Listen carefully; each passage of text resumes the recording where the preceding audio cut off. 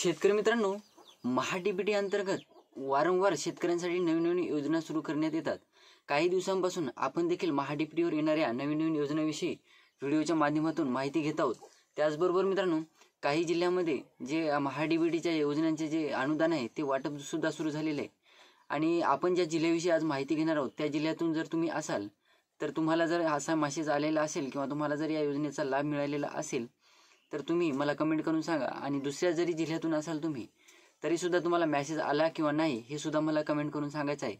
तर कोणती योजना आहे आणि महाडीबीटी अंतर्गत ही किती टक्के अनुदानावर ही योजना सुरू करण्यात आलेली आहे ते पण आपण या व्हिडिओच्या माध्यमातून जाणून घेणार आहोत।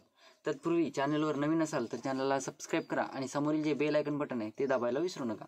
तर नमस्कार मित्रांनो, मी राज सूर्यतळ, स्वागत आहे कृषीमॅन यूट्यूब चॅनलमध्ये। मित्रांनो, महाडीबीटी अंतर्गत मला वाटते जानेवारीच्या 28-29 तारखेपासून बॅटरी ऑपरेटेड म्हणजे आपण जे सोलारवर चालणारा फवारा म्हणलं होतं, आपण मागे एका व्हिडिओमध्ये आपण याच्याविषयी माहिती घेतली होती। तर ज्या शेतकऱ्यांनी याविषयी अर्ज भरला होता कृषी यांत्रिकीकरणमध्ये फवाऱ्यासाठी, त्या शेतकऱ्यांना मेसेज जायला सुरुवात झालेली आहे। हिंगोली जिल्ह्यातील बऱ्याच शेतकऱ्यांना हे मेसेज गेलेले सुद्धा आहेत। आणि या अगोदरच्या व्हिडिओमध्ये आपण जवळपास 1140 शेतकऱ्यांना ज्या जिल्ह्याविषयी माहिती घेतली होती त्या जिल्ह्यातील 1140 शेतकऱ्यांना हे मेसेज गेलेले होते। तर आता कालपासून हिंगोली जिल्ह्यातील शेतकऱ्यांना सुद्धा हे मेसेज जायला सुरुवात झालेली आहे। जवळपास ही 75% अनुदानावर ही योजना, म्हणजे अगोदर सांगितलं होतं की 100% अनुदानावर ही योजना आहे, परंतु काही शेतकऱ्यांना 75% अनुदानाचे मेसेज गेलेले आहेत आणि काही शेतकऱ्यांना 100% अनुदानाचे। आता ते कास्ट वाईज असू शकतं। तर मित्रांनो, बरेच असे शेतकरी आहेत ज्यांना जवळपास, आता तुम्हाला करायचं काय, ज्या शेतकऱ्यांना हे मेसेज गेलेले आहेत त्यांनी 7 दिवसाच्या आत कागदपत्र अपलोड करावून असे मेसेज गेलेले आहेत त्यांना, तर त्यांना जे कास्टमध्ये शेतकरी असतील त्यांना कास्ट लागणार आहे, आधार कार्ड नाही, कास्ट जवळपास 8A 712 या 3 गोष्टी शेतकऱ्यांना अपलोड करायच्या आहे। आणि जे शेतकरी अदर कॅटेगरी मधून असतील, SC ST सोडून इतर कॅटेगरीमधून असतील, त्या शेतकऱ्यांना कास्ट अपलोड करायची गरज नाही।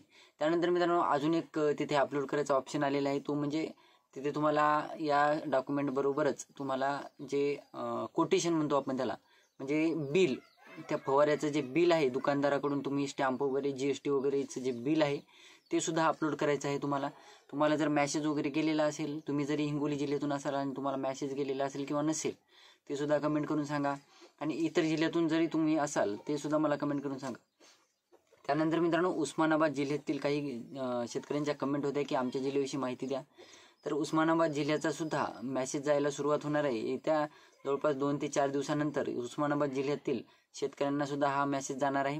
तर 2-4 दिवसांनी जेव्हा उस्मानाबाद जिल्ह्यातील शेतकऱ्यांना मेसेज जायला सुरुवात होईल तेव्हा आपण ते सुद्धा व्हिडिओच्या माध्यमातून सांगण्याचा प्रयत्न करणार आहोत। तर व्हिडिओ आवडला असेल तर चॅनलला सबस्क्राईब करा, लाईक करा, शेअर करा। धन्यवाद।